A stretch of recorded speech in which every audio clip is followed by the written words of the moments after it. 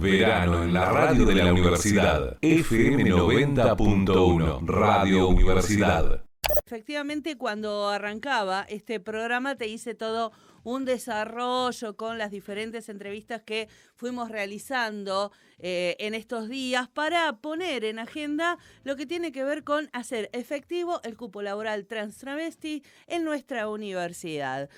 Si querés revivir esas entrevistas, buscas Gerardo Cerabona o Ludmila Haddad en nuestras redes sociales y allí podés encontrarla y escucharla efectivamente. Pero hoy vamos a ir a los orígenes, cómo surge este proyecto, de qué manera llega a la universidad, y eso está ligado indefectiblemente a la trayectoria que viene llevando adelante desde hace décadas ya el programa de extensión, el grupo interdisciplinario Chesida. Nosotros hemos hablado muchísimo con las personas que coordinan este espacio, pero además Chesida ha sido parte de la radio durante todo este tiempo. Para que nos explique de qué se trata entonces esta necesidad imperiosa y aparte completamente necesaria para la universidad también de poner en acción el cupo laboral trans travesti en la UNICEN, le damos la bienvenida al coordinador del grupo interdisciplinario Chesida de nuestra facultad, Carlos Rodríguez. ¿Qué tal, Carlos? ¿Cómo estás? Buen día, Soledad. Bien, buen día a todos. Bien. Bueno, Carlos, ¿querés contarnos un poco cuál es ese recorrido que Chesida realiza y que hace factible que hoy se esté discutiendo, poniendo en la agenda de la universidad el cupo laboral? Sí, si me permitís, como con el afán de explicarnos en esta línea de tiempo, como bien vos decías, en primer lugar, dejar claro que el programa Chesida es un programa de extensión, no somos una organización social ni político-partidaria. El programa desde sus inicios tiene una perspectiva, una fundamentación, una capacitación y un compromiso permanente de los antiguos fundadores de este programa, que comienza a funcionar primero de manera informal en 1999 en Olavarría, en contacto ya con lo que en ese momento emergían a nivel nacional, que eran los movimientos o organizaciones de personas viviendo con VIH. Claro. Aparecen las personas viviendo con VIH ya no como víctimas, sino como ciudadanos, sujetas políticas organizados con demandas concretas que excedían el biologicismo que tuvo en sus inicios el tratamiento, entre otras cuestiones, ¿no? Claro, sí. El estigma, la discriminación, las violencias, todo lo que apareció junto con el VIH, asociado siempre, ¿no?, a una enfermedad castigo, a una enfermedad inmoral, donde se cruzaban distintas miradas. Uh-huh. En 2012 el programa, a través de la voluntad política del por entonces secretario de Extensión, el doctor Curtón y Rafael, nos conformamos como programa de extensión con el acuerdo con una resolución del Consejo Académico de la Facultad de Ciencias Sociales. Entonces, el programa de extensión universitaria Chesida, que está radicado en la Secretaría de Extensión de la Facultad de Sociales de Olavarría, en articulación con la Red Bonaerense de Personas Viviendo con VIH. Ese sería el origen y el trabajo. Siempre se nos asoció a que, o en el inicio también tiene que ver, en este recorrido y en este camino de aprendizaje, los talleres, los encuentros en las escuelas a partir de educación, donde los talleres comenzaban desde mucho con lo testimonial, que en ese momento yo como activista y persona viviendo con VIH también era consciente de la decisión política que implicaba poner la cara,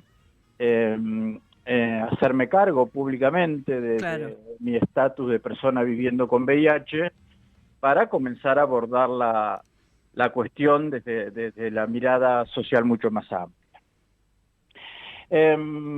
Esto lo quiero decir porque, bueno, en todo este recorrido de 1999, las primeras actividades de 2002, ya institucionalizados como programa en la Facultad de Ciencias Sociales, siempre nos animó a, como un programa que está radicado en una universidad nacional, pública, gratuita, libre de nuestro país, aportar a nuestra comunidad y a nuestro tiempo. Esa es una de las líneas y una de las perspectivas, si querés, éticas y que hace al campo de los derechos humanos en líneas generales, en el derecho a la salud, en los derechos sexuales reproductivos y no reproductivos, el derecho a la salud sexual y reproductiva. Son cuestiones que comienzan a aparecer cuando comenzamos a abordar con una perspectiva social la cuestión del VIH. En 2010 nos pusimos en contacto, en ese momento la doctora que dirigía PEPEM, se me acaba de ir el nombre, Masson. Sí, Laura Masson. Laura Masson. Hubo un acuerdo, en ese momento también, bueno, Chesida, hay una antropóloga graduada, en ese momento... Carlos, tenemos que acortar la historización porque si no llegamos a abordar lo que tiene que ver con el cupo laboral. Está bien. Lo que quiero decir es que hay entre los antecedentes, vamos para no mirar el cupo laboral aislado, que es hacia donde queremos ir. Sí. Tiene que ver en esta articulación que hace posible la presentación del proyecto para que se cree la ordenanza del Programa Municipal de Salud Sexual y Reproductiva. Se crea esa ordenanza en 2010. En Sí. 2015 esa ordenanza no se había aplicado nunca.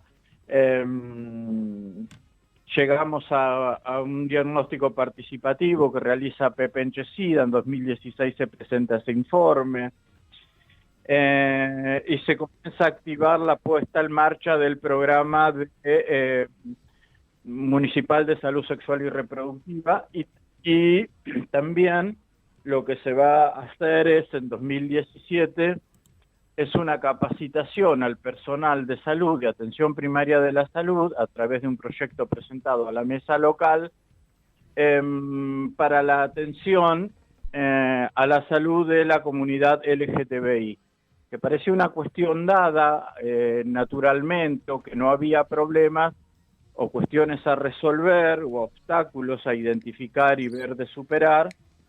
Y ahí también comienza, y en 2010 participamos de una investigación que se hace a nivel nacional, que se trató de conocer cuál era la realidad del acceso al sistema público de salud de las personas gay, homosexuales, y una de las ciudades donde se trabajó en 3 campos, se hizo un seguimiento de los medios de comunicación de la ciudad. En otro caso, una investigadora trabajó con las representaciones e imaginarios que tenía el personal de salud sobre la comunidad LGTBI, y luego también otra investigadora trabajó en entrevistas con profundidad a las personas de la comunidad LGTBI y su experiencia con el sistema público de salud. Allí se identificó esto, ¿por qué lo voy asociando con el cupo laboral trans?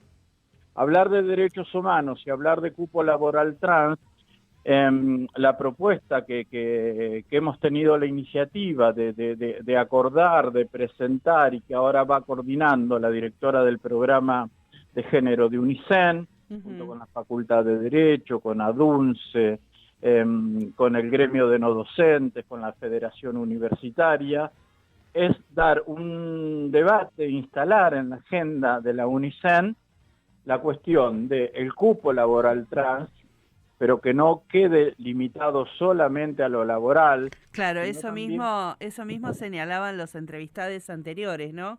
Que no pasa solo por el hecho de crear un puesto laboral, sino también de efectivamente ofrecer otras condiciones que pasan por el ingreso a la universidad, también para la capacitación, educación, formación. Tal cual. En ese sentido se está pensando un proyecto mucho más amplio que incorpore, que recupere experiencias que ya hay de trabajo en las distintas sedes de la UNICEN, Y lo que es también una realidad, porque no es que se va a pensar en crear una normativa a nivel de la Universidad Nacional del Centro que tenga perspectiva de género, porque eso es, y que en perspectiva de género es como es una universidad, demos por superado esta concepción binaria de lo femenino masculino, digo, para poder pensar esta cuestión de lo trans, de las otras identidades que no entran dentro de la heteronorma, de poder pensar, se está evaluando un proyecto base con la fundamentación de por qué estamos sosteniendo, y ahí vuelvo al tema de los derechos humanos, y estamos afirmando que histórica y sistemáticamente las personas trans, travestis trans en nuestro país han sido violentadas, expulsadas de todas las instituciones creadas por nuestra sociedad. Desde la primera, como en muchos casos es la familia, que expulsa a tempranas edades, la escuela porque no está preparada ante la violencia, la burla, la discriminación, hacen que abandonen la escuela y que el lugar que se les reconozca o que se les asigna es el de la prostitución o el de la clandestinidad. Entonces, sí, claro. Argentina tiene una normativa de avanzada, pero a las leyes para que puedan ser y hacer carne en los territorios y en los cuerpos que habitan esos territorios, también necesitamos no solo muchos secretarios y directores de estados de todos los niveles en cuestiones de género. Precisamos que esas secretarías, direcciones tengan presupuestos y puedan acordar y definir políticas públicas, escuchando ahora sí a las organizaciones que representan donde están las voces de esta comunidad. Entonces, tal cual vos decías, y decían los compañeros anteriormente, se está pensando que esto es la universidad. Estamos en Radio Universidad, vos también accediste a la universidad y sabemos el impacto de la UNICEN en la región. Sí, totalmente. Lo que se busca de alguna manera es que si la universidad pública lo pone en agenda en la región, tratar de generar diálogos, posibilidades, asesoramientos, asistencias técnicas a municipios, secretarías de salud, para que comience a implementarse. Porque sin duda, a ver, para poner de ejemplo, esto nos hace redoblar el esfuerzo y trabajar de manera transversal. Totalmente. Carlos, mientras tomas un poquito de agua, te voy a sacar un poco de tema, porque efectivamente, bueno, vos lo habías comunicado, pero también están llegando notas en ese sentido, corriéndonos, porque en esta vulnerabilidad de la cual estamos hablando, efectivamente, para el colectivo LGTBIQ, pero particularmente trans, travesti y transgénero, también entra la problemática de vivir con VIH. Y en ese sentido, en este contexto, se complejiza aún más, porque hasta el día de hoy todavía no se habla, no se sabe, y podría llegar a ser el último grupo de personas que efectivamente accedan a la vacunación contra el COVID-19. Sí, el programa HSIDA participa de un frente nacional de personas viviendo con VIH, de organizaciones de personas viviendo con VIH, y uno de los temas que entra en agenda y que se está discutiendo y demandando al Estado es esto. De hecho, ahora a las 13 horas vamos a participar de una reunión virtual convocada por la directora nacional de la Dirección Nacional de Programas de VIH, ITS y hepatitis virales del Ministerio de Salud. Así que esta cuestión de ver cuál es la información clara, correcta, precisa y en qué momento las personas que en Argentina seremos alrededor de 70.000 personas, estamos solicitando ser incluidos en el grupo que vendría luego de la vacunación de personal docente, que vuelven las escuelas, el personal de salud que todavía falta, las fuerzas de seguridad, y creo que luego ahora están en personas mayores de 70, claro. Creo que el próximo grupo sería entre 18 y 59, y ahí dentro de ese grupo estamos pidiendo ser considerados como población en prioridad de acuerdo a datos científicos que hablan de una vulnerabilidad a partir de de lo que significa el VIH, ¿no? Que es un virus que va a afectar el sistema inmunológico. Claro. Y eso nos volvería propensos. No está cerrado el diálogo y hoy va a ser una de las demandas que las organizaciones le vamos a manifestar a la directora nacional. Bien, estaremos atentos y atentas entonces al respecto, pero también en la continuidad de cómo progresa la aplicación y la discusión sobre el cupo laboral trans travesti en nuestra universidad. Muchísimas gracias, Carlos, por esta extensa charla, pero que siempre es esclarecedora del trabajo sostenido y sobre todo sostenido desde la universidad, que ahora se pone a pensarse a sí misma y eso está bueno, así que gracias. Sí, una última Dale. cosa, a ustedes les pedimos que comencemos a pensar cupo laboral trans o inclusión laboral trans e inclusión educativa también, porque el proyecto presentado a UNICEN no se agota en lo laboral. En la semana ahora del 8M ya habrá una comunicación pertinente en su momento. Se va a presentar este proyecto institucionalmente a las actuales autoridades y a los candidatos. Sabemos que nuestra universidad va a entrar pronto en proceso eleccionario en todas las sedes y luego en el Consejo Superior y Rectorado. Por lo tanto, estamos también en una etapa de sensibilización para lograr acuerdos y compromisos con quienes se proponen a dirigir la UNICEN. Perfecto. Gracias, Carlos. Abrazo. Abrazo. Dialogamos de esta manera con Carlos Rodríguez, uno de los coordinadores del programa de extensión de nuestra facultad, Grupo Interdisciplinario Chesida, con esta historización de cómo efectivamente el grupo viene siendo partícipe de la consumación de mayores derechos, de asegurar derechos para estas comunidades que hoy por hoy se convierten en protagonistas de la universidad pensándose a sí misma, como tal cual él lo decía, en relación al cupo laboral, pero también al cupo educativo y la inclusión de las personas trans, travestis, transgénero en nuestra universidad. Vamos a continuar porque esto es un camino que se ha iniciado y que efectivamente vamos a ver cómo prosigue en los próximos días, así que estaremos atentos. Nosotros te acompañamos todo el día. FM 90.1